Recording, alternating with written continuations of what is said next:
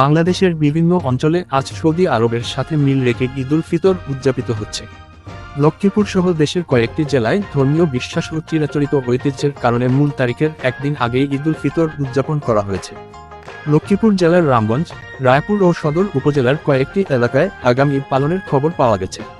বিশেষ করে চন্দ্রগঞ্জ, হাজিপাড়া ও কয়েকটি গ্রামে সৌদি আরবের সাথে মিল রেখে ঈদ উদযাপিত হয়েছে। স্থানীয় মসজিদ ও ঈদগাহ ময়দানে সকালে ঈদের জামাত অনুষ্ঠিত হয়। নামাজ শেষে মুসল্লিরা একে অপরের সঙ্গে কোলাকুলি করে ঈদের শুভেচ্ছা বিনিময় করেন। অন্যান্য বছরের মতো এবারও লক্ষ্মীপুরের এসব এলাকায় শত শত মুসল্লি একদিন আগে ঈদের নামাজ আদায় করেছেন। স্থানীয়দের মতে তারা সৌদি আরবের সঙ্গে মিল রেখে ঈদ উদযাপন করেন, ফলে প্রতি বছরই নির্ধারিত সময়ের আগে তাদের ঈদ উদযাপনের চল রয়েছে।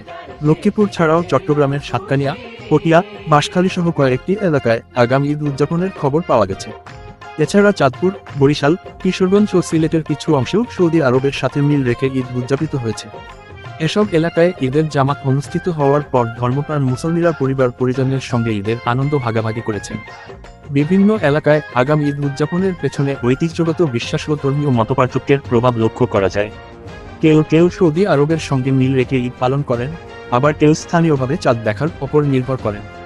নতুন নতুন শীর্ষ খবরের জন্য চ্যানেলটিকে লাইক, কমেন্ট, শেয়ার, সাবস্ক্রাইব অথবা ফলো করুন।